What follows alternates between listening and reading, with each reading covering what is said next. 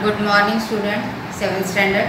Today we are going to take our revision of first two lessons. First one is adaptation in plants and animals and second one is parts of plant as well as their functions. Now we see here in the beginning only we take the adaptation in plants. Plants में अगर कुछ adaptation नहीं किए होते वो survive नहीं कर सकते. Some adaptation is done by plants which we are going to we already learnt about it. Okay, first one is the plants. Aquatic plant. Aquatic plants mean जो पानी में रहते हैं वो कभी rotten नहीं होते. क्यों rotten नहीं होते? Because some layer is waxy layer is applied on their root and their leaves. That's why it's never become rotten. Have you seen the lotus plant? It's already grown in water but never become rotten. ये आपने देखा. बाद में हमने देखा desert plant. Desert plant just like cactus. Cactus में क्या होता है? The leaves converted into spines and stem itself fleshy and green in color. That's why they do photosynthesis with the help of that chloroplast and to make their food. ये हो गया desert region में. Then we'll see the plant aerial plant. Aerial plant में हमने देखा था Cuscuta. Cuscuta is the plant which penetrate their root into host plant and take nutrition from the host plants and life. Okay, some are the creepers, grassland. Creepers plants are there which are grown with the help of taproot plants like banyan and all. Mean which one? Large plants on that plant only. Then we will see that the plants from snowy region. Snowy region के जो plant है वो उसमें से क्या होता है? When the that snow is it's fallen down automatically with the help of the structure of that plant because its shape is how if you see the Christmas tree, how their shape is down to ground. Okay, that shape is help them to survive. Deodar spine is the example of such kind of plants. Then we see the already seen aqueous plant, then aerial plant, then desert plant. Okay, terrestrial plants. Terrestrial plants are thick and large like banyan tree, bird, people, dwarf. Okay, or and afterwards we see the animals who adapted some characteristic to survive. The carnivorous animals जो है जैसे चित्ता है, बाघ है, lion है. What is there characteristic? उनके दांत जो सामने वाले होते हैं वो एकदम सुड़ेदार, एकदम नुकीले होते हैं. Why? For their purpose of tearing the flesh. Okay, and that animals in cheetah and all their about their legs it's spongy and all. तो उसकी वजह से वो प्रे को डिस्टर्ब नहीं करते. वहाँ पे जब जाते हैं तो उनको समझ में नहीं आता है कि प्रेडेटर आया है. आसानी से वो अपना प्रे ले लेते, मारते उसको, उसका शिकार कर लेते हैं. तो हमने देखा desert animal. Desert animals mainly camel. Camel is a desert animal. तो कैमल में क्या एडेप्टेशन है? That you know. Camel is called as a boat ship of the desert क्योंकि वो अच्छे से सर्वाइव करता है. If you see the structure of camel, the neck is large. इसकी लंबाई बहुत बड़ी होती है. ओके, एंड लेग्स भी बहुत लंबे होते हैं. If you see the leg then it's a cushion like structure. That's why it's easily move in the desert area. Cushion like structure है तो इजीली मूव कर सकते हैं. And adapted the characteristic of having bag inside the stomach of water, जिसकी वजह से उसको scarcity of water नहीं फेस करना पड़ता है और वो आसानी से यहाँ से वहाँ मूव कर सकता है. And this adaptative characteristic help us to survive with that camel, to move transport with the help of that camel. Then we see in the characteristic of the snowy region animal. Their skin is कैसे होते हैं? Furry होती है. Why? Due to that only they never realize much more coldness, है ना. Polar bear and all. If you see, the polar bear is not going to survive in desert area and the camel is not going to survive in snowy region. Why? Because they are adaptive characteristic. जो characteristic camel के है वो desert area के लिए adaptive है, जो characteristic polar bear के है वो स्नोई रीजन के लिए अडेप्टेड है। अगर इनको हम एक्सचेंज करेंगे तो वो सर्वाइव नहीं कर पाएंगे, they are not going to cope up with the environment, ये हमने देखा था। Then we see the aerial animals. Aerial animals means क्या आता है, बर्ड्स आते हैं। तो बर्ड्स में क्या होता है, बर्ड्स में क्या होता है कि they are shape step birds and having wings, that's why their structure is become very means उनका वेट नहीं होता है ज़्यादा, हाँ, तो जिसकी वजह से वो आसानी से हवा में तैर सकते हैं। They are going to fly in air nicely with the help of that their wings, their feathers. Okay, so it's about the aerial plant. Then grassland plant. Grassland में जो एनिमल्स होते हैं, grassland animals, they are having their own structure, their legs is having some cushion like means कि वो आवाज़ नहीं करते हैं और वो जोर से दौड़ते भी है।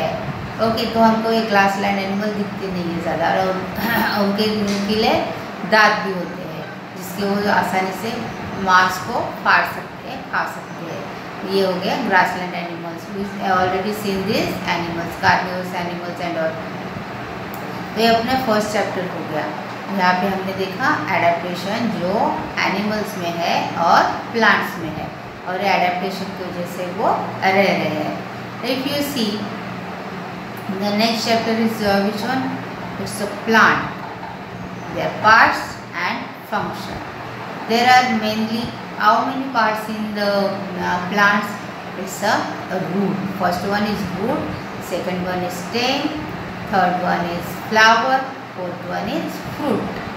Okay, these are the and leaves also. These are the main parts of the plants. We'll see first. We have already seen the first one character, which one is a root. If you I think you did that experiment at home.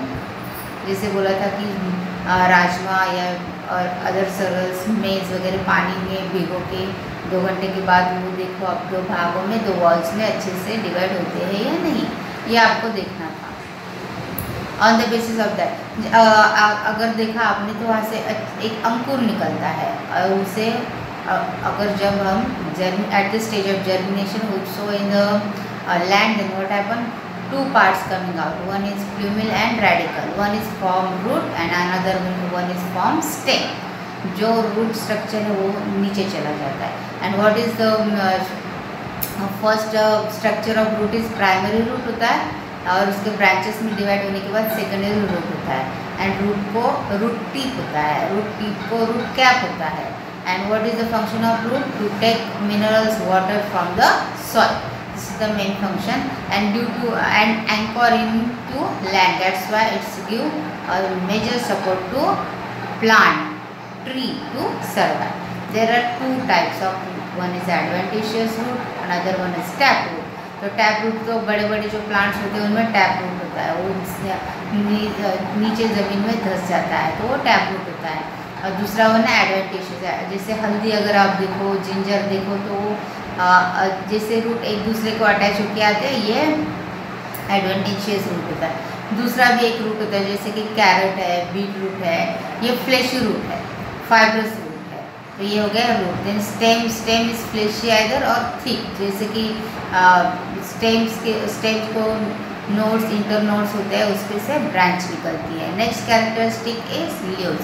Leaves में होते हैं with lip blade, lip palm. अगर आपने lip का diagram देखा तो आपको मिलेगा वहाँ पे वेनेशन होता है लीव्स में, and specially leaves are green in colour, that's why they make photosynthesis and make their own food.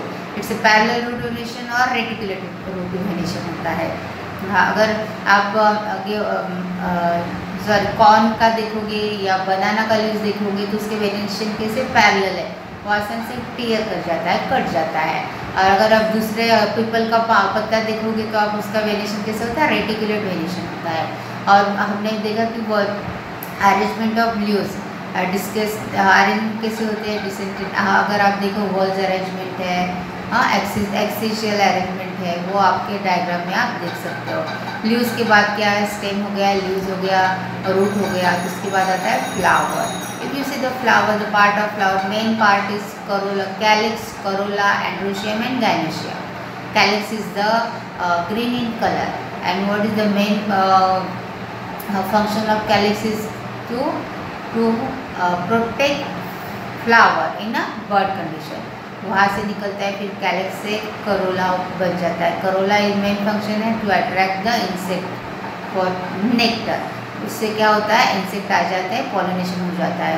जो एंथर्स है वो उनके पैर को चिपकते हैं, एक फ्लावर से दूसरे फ्लावर में जाते हैं, तो आसानी से वो स्टिग्मा में गिर जाते हैं और ओवरी को फर्टाइल कर देते हैं। तो ये पॉलिनेशन का बहुत बड़ा पार्ट है। तो calyx, Corolla, androecium and gynoecium. Androecium is the male part of the flower, उसमें होते हैं anthers, stamens, and gynoecium is the female part of the flower, उसमें होते हैं carpel, ovary, stigma, style.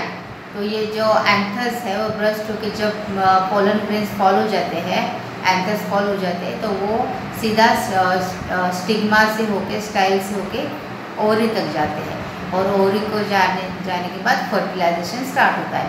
And इस fertilisation leads to into making fruit. Fruit बन जाता है, बीज बन जाता है, फ्रूट बन जाता है। और फ्रूट जो है बहुत सारे प्रकार के फ्रूट्स होते हैं ना, हमने देखा जैक फ्रूट है वहाँ पे दिया गया, the fruit with multi seeded और single seeded fruit is there. Okay, जैसे मैंगो है, सिंगल सीड है ना, अगर आप जैक फ्रूट देखोगे तो so many seeds are present there. दूसरे भी guava is also having so many seeds. Okay, single seeded अगर आप देखोगे तो बहुत कम आपको मिलेंगे, multi seeded are much more fruits are there। Then this chapter is also over। We summarize here with the parts of roots is what? First one, root, stem, leaves, flower and fruit। With the help of fruit we may call that plant is monocotyledonous or dicotyledonous। जो आपको बोला गया था experiment करने के लिए गेहूँ, बाजरा, ज्वार, उसके साथ में जिसको भिगोने के बाद 2 वॉल्स आसानी से हो जाते हैं, ये वो है डाइकोटिलेडोनस, और जिसके 2 वॉल्स नहीं होते हैं वो monocotyledonous. That again this divided plants on the basis of this cotyledon. Okay, till this chapter our revision also done। If you not yet done your homework, then please do it and send me on my WhatsApp number। If any queries are there, you may ask me on my WhatsApp number। Till then, thank you।